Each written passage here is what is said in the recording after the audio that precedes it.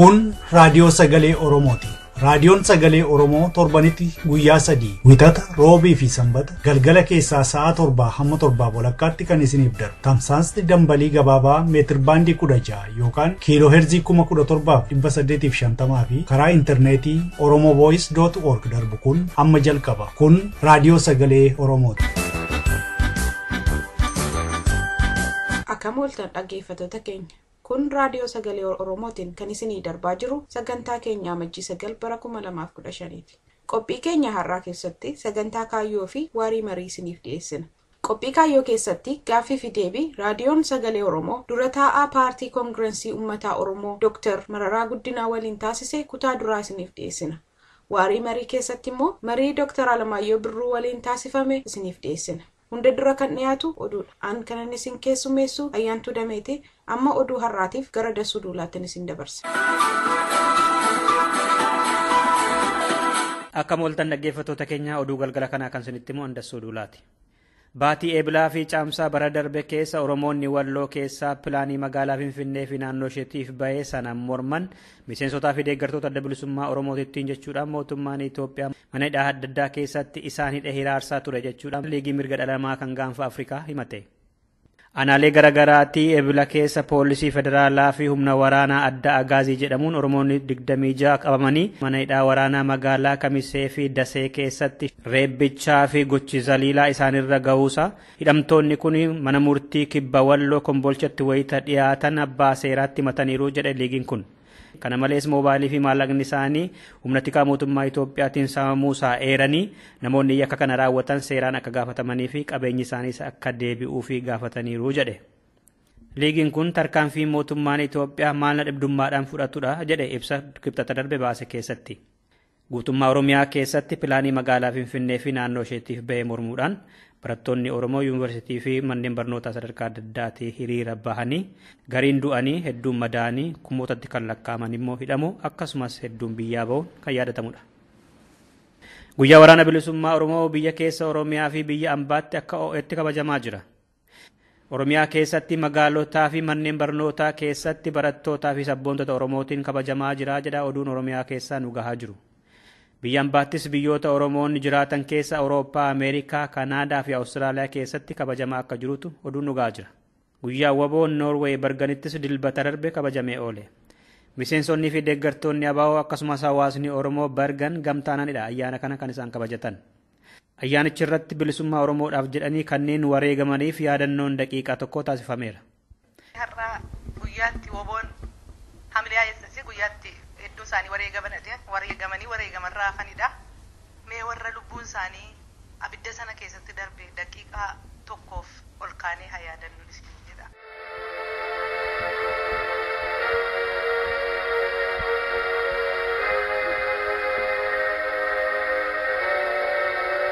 Hirmaattonnis yaada adda addaa dhiyeessaa fi gumaachi waboo cimsus taasifameera.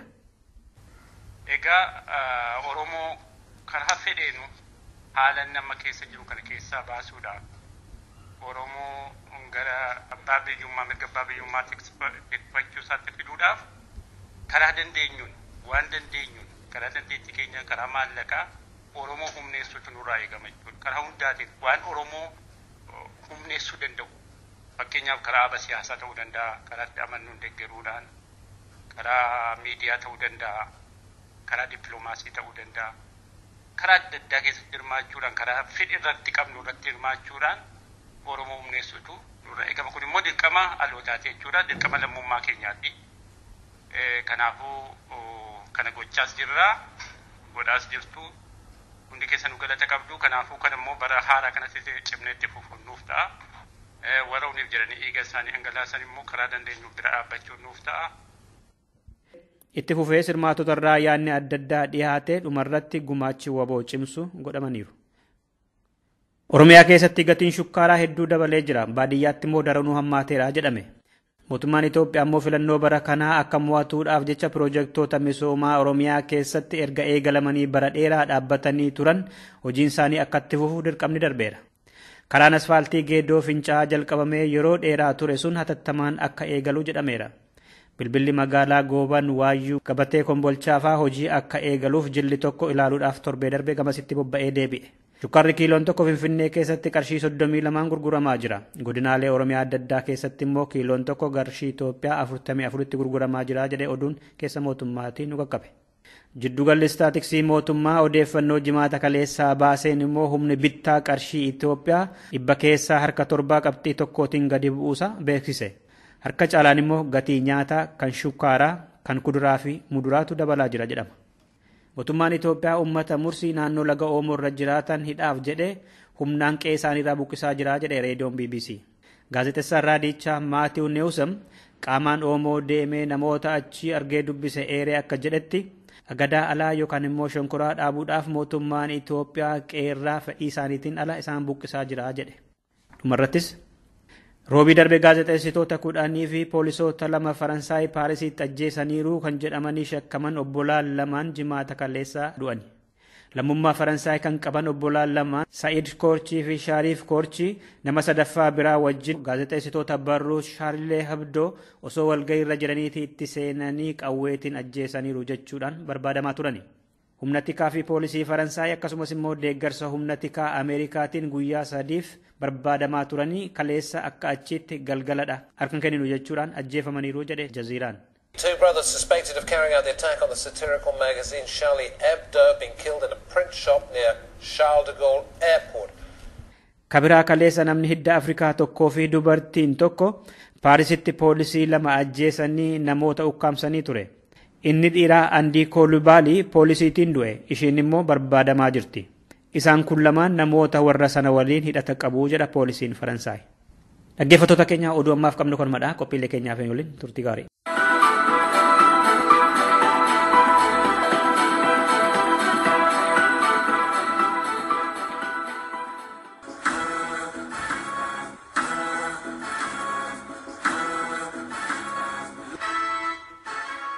Qophii Kaayyoo.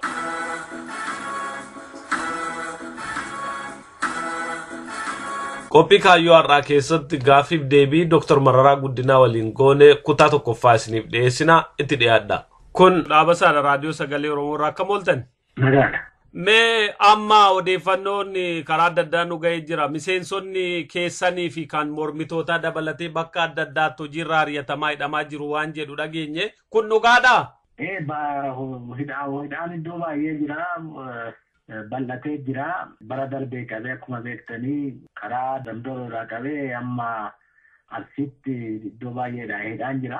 Bara darbee duwwaa otoo hin taane amma Damdoolloodhaa namni duulaa jiran fa'aa torbanuma darbee hidhame.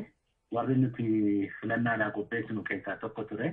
Gimbii nama baay'eetu mana hidhaa ture. Ammas mana hidhaa jira. Amboos akkasuma nama baay'ee mana hidhaa ammayyuu mana murtiitti deddeebi'aa jira. Namni dur paarlaamaa keessa iyyuu ture maqaa keenyaanii amma mana hidhaa jira. Shororkeessummoo maal jedhanii. Gara Arsii kanas gara Shaalaa maalidhaa namni filannaa qopheessina hidhameera. Yaa kanaa dursanii filannaan ofu kana barana waan baay'ee sodaatan fakkaatu. Waan ciniinsuun qabee jiru fakkaata. Yaa kana bal'isanii suma bara darbee duwwaa otoo hin taane barana hidhuu calqabaniiru jechuu kooti. Agam ta'u agammaatti kan sinirraa hidhaman? Karaa Dambidolloo kana namni gara 12 hidhameera. Isa bara darbee duwwaa otoo hin taane jechuu kooti. Bara darbees Gimbii Dambidolloo Amboos kan bara darbee hidhaman immoo baay'eedha. 100 olidha jechuu kooti. Amma onaatti kan hin qabne mana murtiitti deddeebi'aa jiranii. Gara Arsii Shaalaa kanaas namni hidhame jira. Yaa kana amma inni jidduu kana 10 olidha. Inni bara darbee garuu 100 kan lakkaa'amu jechuu kooti. Maaltu malaree eega jarra akkasiin hidhu ta'e filannoo kanarratti dhiibbaa isin irratti hin godhu wanti kun? Dhiibbaan bal'atee jira. Egaa nuti filannoo keessatti yeroo baay'ee kan gallu dhiibbaa akka qabsooti. Innaa sana gaazexeeffachi socho'uun carraan tokkos jira. Saba keenya filannaan nugaa deemu sagaleen keenya natamiini karaa deemaan nu bulchini namni nuti filanne nu bulchini seera haala buluun nurra hin jiru hidhamuun nurra hin jiru dararamuun nurra hin jiru isa jiru sana saba keenya wajjin amma dandeenyetti iyyaa agarsiisa. Iyyuudhaa fi hamma dandeenye akka qabsootti fudhannee socho'uu malee mootummaan hana akka qophaa'e beekamaadha. Akka sabni mootummaa kanaan filla beekamaadha. Inni egaa maal dhuma gubbaatti galuu amma hin gallaaf hin galluu wanti murteessin hin jiru warra kaan warra wajjin gaaf garaalumaa maal goona itti hubna mootti hubnu gaaf sana murtaa'a garuu ammaa fi filannaa keessa gallannee sabni keenya akka qabsu amma danda'e filanaan dhugaa haa deemu sagaleen sabaa hinatiini sabni otoo filan biyya saba bulchina jedhanii sagalee sabaa hatanii aangoorra turuun haa dhaabbatu sabni hin dararamini sabni qabeenya isaan saamamini isa jedhu kana saba wajjiniin amma dandeenye gara fuulduraatti deebisnee dhuma gubbaatti immoo laallaa jechuu kooti waan gochuun irra jiru. Dhiibbaan kun amma paartiidhuma kan Oromoof Oromiyaa keessa socho'an irratti moo warra kaan irrattis akkasuma gaggeeffamaa jira? Warra kaan irratti jira garuu Oromiyaa keessa akkuma isin beektanii xinnoo sabni mirga ofiitii fi socho'uu erga jalqabee tureera bara darbees immoo barataan Oromoo amma socho'ee beektu iddoo keenyatti bal'ata jechuu kooti dhiibbaan kuni qaamsuun kuni iddoo keenyatti bal'ata malee iddoo biraasuma jijjiiraa jechuu kooti. Isin barsiisaa jira iddoo biraa dhiisiiti Israa'eliyyuu jira. Isin barsiisaa siyaasaati Dr. Mararaa akkasumas dhaaba siyaasaa gaggeessituu muuxannoo dheeraa qabdus biyya sana keessatti waggaa kunoo gara 23 oliif filannoon marsaa 3-4 gaggeeffamee jijjiiramni badaa dhufee hin jiru. Wanti kun akkanumatti gangalataa deema jettu naa ilaaltammoo wayitu siqe wayit dhufa jettu. Qabsoodha amma maanni rakkoon jiru sabni akka sabaatti mormituunis akka mormituutti wal qabatee mirga ofiitii ta'e dhaabbachuutu irra jiraa jechuu kooti. Hamma sun hin taanetti hatuudhaanis saba hiruudhaanis waliin nahuudhaanis mootummaan kun aangoorra turuun barbaadaa jechuu kooti.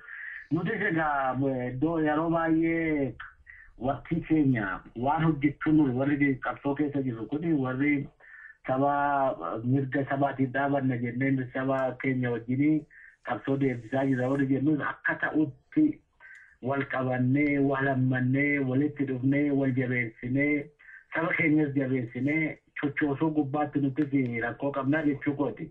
Karaa sana duwwaa otoo hin taane nutis waan hojii manaa keenyaa hin fixannee jechuu kooti. Iddoo baay'eetti hirmamnee jirra. Oromoon iyyuu ofirratti iddoo tokko hin jiru akka barbaachisutti hamma humni saba keenyaa humna keenya walitti finnee humna saba keenyaa walitti finnee har'aa qabee kan deemaan nu bulchuu nurra hin jiru.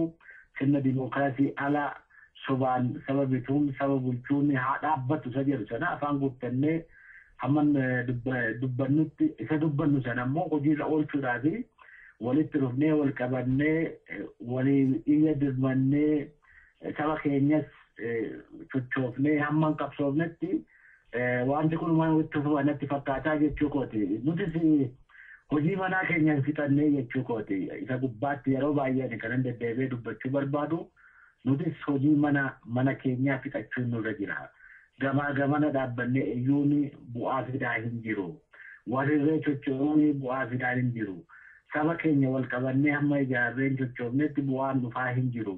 Akka ta'utti sabni keenya qabsoo kana keessatti akka seenuu nutis akka ta'utti walitti dhufnee waan jidduu keenya jirus hamma dandeenyetti walitti araarsinee saba kana sochoosuu danda'uun nurra jira. Mootummaan kun bara irra jireessa kan nu bitaa jiru dadhabbii keenyaan malee walirree socho'uu keenyaan malee ofii humna isaatii duwwaan itti jechuu kooti. Iddoo saba iddootti dur dhaladhe jedhayyuu Tigraay keessatti iyyuu fudhatama inni qabu hammanni gadi bu'aa dhufee beekamaadha jechuu kooti. Achiyyuu saba irratti ka'ee qabsaa jira. Garuu rakkoon keenya hojii mana keenyaa fixuun nurra jira. Dafnee akkattamaan otoo finne malee ofiisaa ta'uu saba keenyasaa ta'uu rakkoo keessaa baasuun sirna dimookiraasii fiduun hin jiru jechuu kooti. Isa gubbaattis immoo xiyyeeffachuu nurra jira kanan jedhu qaba. Meesinuu kaaftaniittu amma jabinni uummati keenya qabu kan ittiin fayyadamne silaa otootti fayyadamee kan jijjiirama ittiin fiduu danda'u jettan maal fa'aatu jira? Tokko waan nu hojjennu hunduu hoo iyyateef iyya walii birmachuu dhaabbota jiran kanas humna isaan qaban kanas walitti fidanii hojiirra oolchuu wajjin socho'uu saba sochootu qabeenya kanas walitti fidanii socho'uu waan akkasii akkasii saba keenya duwwaa sototaan immoo saba ollaa keenyaa wajjinis immoo waliigalteedhaanii tapha dimookiraasii gubbaatti walii gallee sirna dimookiraasii gubbaatti walii gallee isaa wajjinis akkamitti hojjenne jechuu waan akkasii dhaggan karaa qabeenyaa jira karaa humna sabaa walitti fiduun jira humna kana walitti fidanii sochoosuun jira waan hojjetamummaa baay'eedha jechuu kooti garuu teenyee kana gubbaatti walii gallee wal amansiifnee hunduu tapha dimookiraasii keessa seenee attamitti mootummaa kana wal qabannee tototaa buufnata jedhu sana gubbaatti hojjechuun nurra jiraa jechuu kooti dubbiin qabeenyaa jira dubbiin humna walitti fidanii socho'uun jira dubbiin iyya walii birmachuun jira dubbiin gaaraa dakaa saba sochoosuun wal qabatanii saba sochoosuun jira dubbiin isaa mootummaan saba biyya kanaa hiree waliin dha'ee bulchuu barbaadu sunuu karaa sana cufuun barbaachisaadha wanta hojjennummaa baay'eedha jechuu kooti isaaf garuu qophaa'uu nurra jira kutannoo nu barbaachisa jechuu kooti malee. Mootummaan kun amma yeroo hedduu uummataan jibbamaadha fudhataman qabu kan jedhu karaa mormitootaa himamaa jira. Garuu mootummaan yeroo arginu immoo jabaatee naa socho'u argina. Kun lamaan waliin dha'u matuma isaatiin iyyuu. Wanti amma siyaasni agalutti wanti guddaan mootummaan kun jabeenya isaa otoo hin taane dadhabbii mormituuti. Sigalee mormituuni amma Iddoo mootummaa warra durees yeroo waan Sillaasee dhumaa qabee yeroo darbiis beeknaa waggaa 2023-24 warra kana wajjinis jiraanneedha yeroo baay'ee mormituun warri jijjiirama barbaadu walitti dhufanii wal qabatanii waan irratti walii galan lafa kaa'anii humna horanii chocho'aan turre sigalee chocho'aan jiran. Ijaa kanaa maa'inni dadhabbii keenyatti humna ta'eef amma siyaasni hubadhutti hamma mootummaa kanaa saba biyya kanaatiin fudhatama kan hin qabne walumaa haala Sillaasee waluma dargiitti iyyuu ennaa walitti fidde mootummaa kanatu irra fudhatama hin qabne rakkoon keenya maayini sun amma siin jedhe kana dhagasi galee gamaaf gamana dhaabbannee tiyyinaa inni tokko bitaatti fiigaa inni tokko mirgatti fiigaa inni tokko duubatti hin deebi'aadha inni tokko fuulduratti hin deebi'aadha walii galtee dhabuudhaaf humna jiru wal qaba. walitti fiddee sabaaf immoo abdii kennitee sabni kunis barakkatotti duukaa socho'ee qabsoo keessa akkatotti kan galu mormituun wal qabatee ka'eera mootummaa kanas buusuu hin danda'a buusees immoo jireenya keenya jijjiiruu hin danda'a nu guddisuu hin danda'a laga nu ceesisuu hin danda'a jedhee sabnis immoo si gubbaatti abdii godhachuutu irra jira si galee. Ijaa kana jabeenyi isaa irra jireessaanii akka nu badhetti dadhabbii keenyadha kanan jedhuun qaba. Gaaffiif deebiin kun asirratti hin xumuramne dhaggeeffattoota keenya kutaa lammaffaa torbee qabannee dhiyaannaa har'aaf qophiin kaayyoo kanuma an kanan qopheesse dhaabasaa jiraate waan nu dhaggeeffattaniif ulfaadhaa.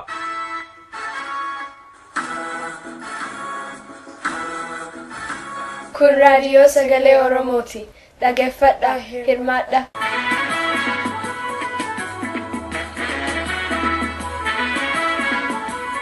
Dhaggeeffattoota keenya kabajamoo akkam ooltan kun qophii waarii marii qophiin waarii marii torbanitti guyyaa tokko isiniif dabru amma calqaba qopheessee dhiyeessaan Jamaal Ibrahim.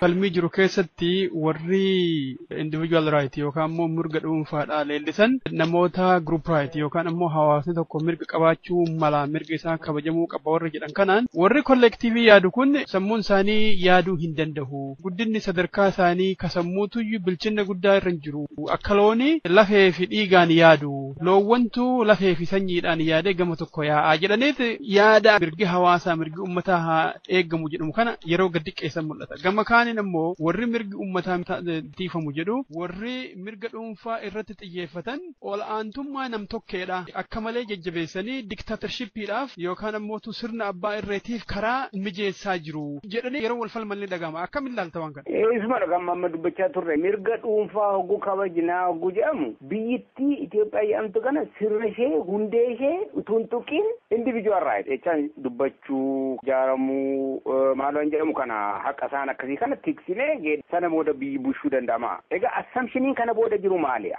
Itoophiyaan akka kanaan dura jirtutti jirti jecha. Jechaan afaan Amaaraa, afaan hojii ta'e. Lafti Oromoo akka saamamee jiru kanatti ammas magaalli distributionii isaa inni kanaan dura seenaa keessa dabe hundumtu gaaffii keessa tumbu'in riiformiin tokko geeddarraan tokko tungo'amin istiraakchariin sun caasaan sun akka jirutti ani itti fufu'aa jecha.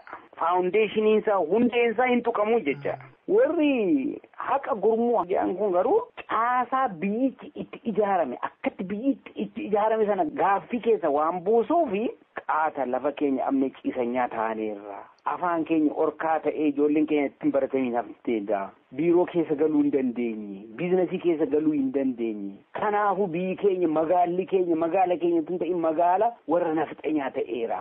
Biyya keenya keessatti nuti akka lammataatti ilaalamneerra. Saamamneerra. Gadi qabamneerra. Kanaaf isa kana riiversii gochuudhaaf haqa gurmuu hookaasni qofaadha galgashuu dandeenya. Geeddaruu dandeenya. Je'ee ta'e kun addunyaa keessatti waan mul'ate jechaan biyya Ameerikaa keessatti amma warra gurraacha ka'anii namni gurraachi meeqatu shuumii keessa mootummaa keessa galee hojjetaa ture durisoo ta'e garuu haqa gurmuu gurraachaaf kan dhaabbatamu akka gurraachaatti waan cunqursameef haqa dubartii xinnoo wayyeessuudhaaf gara fuulduraatti adeemsisuudhaaf dubartii inni shoomame sun fuudhee akka haadha manaa sanatti qabatee jira privileejidha jechuuf hin jedhe garuu gaaffii dubartii akka dubartiitti adreesii qofaadha dubartiin haati manaa sun akka dubartiitti bilisummaa argachuuf adeemti jecha kanaaf haqni gurmuu kun collectively hoo adreesii goote akka collective goote kaastee hoo goote malee irraa qarafuudhaaf hin deemtu jechuuf hin jedhe kanaaf inni sun akka jirutti qadaadamee akka inni hafuufidha warri han dhuunfaa cimsan kun hansaan gaafatan inni sun qadaadamee akka hafuufidha jechaan assumptioniinsa faawundeeshiniin Itoophiyaa akkuma amma inni kana afaan Amaaraa jalatti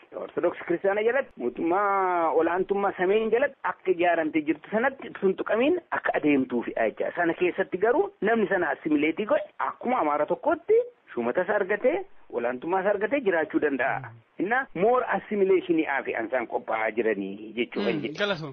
Kun yeroo ammaa kanatti illee hojjechuu waan hin danda'amne na haqa gurmuu keessatti jira waan geeddaramu amma sila waan dubba'e keessaatti agartee tokko mootummaatti cunqursaa siin jedhe tokko immoo cultural institute cunqursaa dhuunfaa kana dhuunfaan kun kana lamaan ofirraa akka faccisuudhaafidha individual rightiin kan dhalatee jedhee siin dubba'een ture group identity ni jedhamu kun tokko kan geeddaramuu danda'u amma Oromoon durii kiristaanas hin turre islaamas hin turre waaqeffataa ture amma islaamas waaqeffataas durii ani inni hojjetee buluu horii horfachuu ta'uu danda'a. Har'a industirii keessas jiraachuu danda'a. Kanaaf hangi geeddaramu jira akkuma kollektiivittuu siin jechuuf hin jedhe. Identitiin baay'ee geeddarama warra dhalachuurraas kan ka'ee aadaanis ol keessa adeemuurraa kan ka'ee waan baay'ee hin jijjiirama. Innumti gurmuu jedhamu kun kan hin jijjiiramne garuu jira isa kana maal jedhu warri political science ascriptive identity jedhu kun jechuun amma fakkeenyaaf dubartiin tokko dhiira ta'uu yookiin dhiirri tokko dubartii ta'uu hin dandeessu namni gurraachi tokko adii ta'uu hin danda'u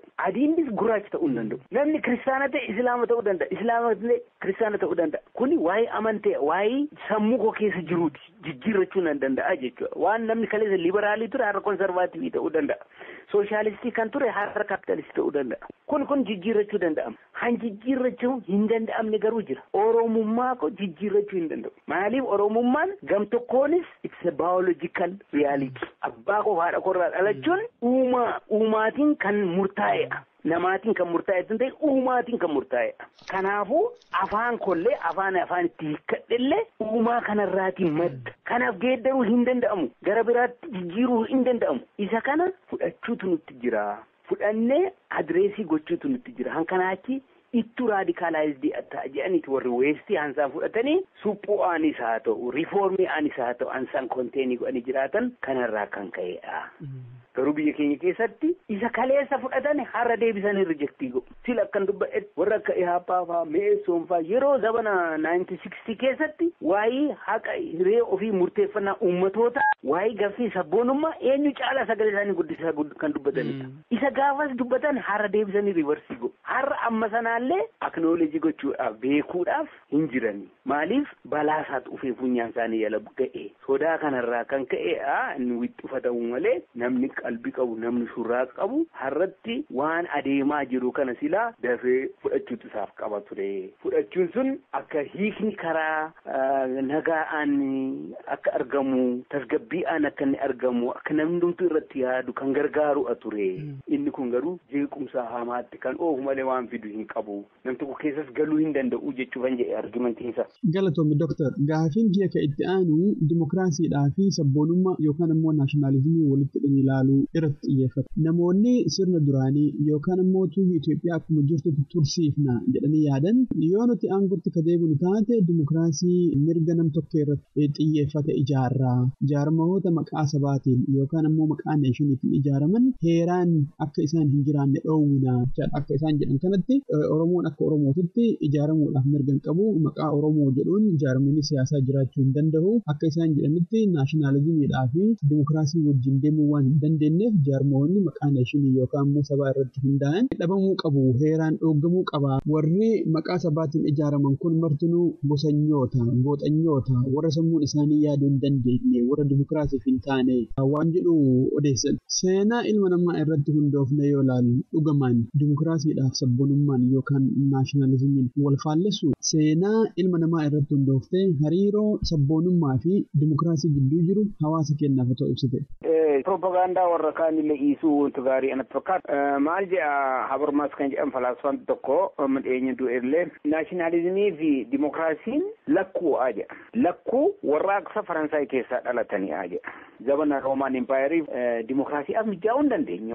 Dimokiraatessuu hin danda'amne. Impaayarii ture. Kanaafuu neeshin isteet yookiin naashinaalizimiin jedhamu kun dhaloota dimokiraasiidhaaf baay'ee murteessaa. Jarri warra akkasuma hin jedhan kun Itoophiyaanummaanis sabboonummaa tokko as hin jedhani. Itoophiyaanummaanis neeshin isteetii jiru. Innu sabboonummaadha. Naashinaalizimiin Itoophiyaa kunis sabboonummaadha. Sabboonummaa kanaaf dimokiraasii hawwita taanaan sabboonummaa Oromoof maaf hin ta'in dimokiraasiin jennee argumentii tokko keessa deemuu danda'an akka fakkaatu uummanni tokko.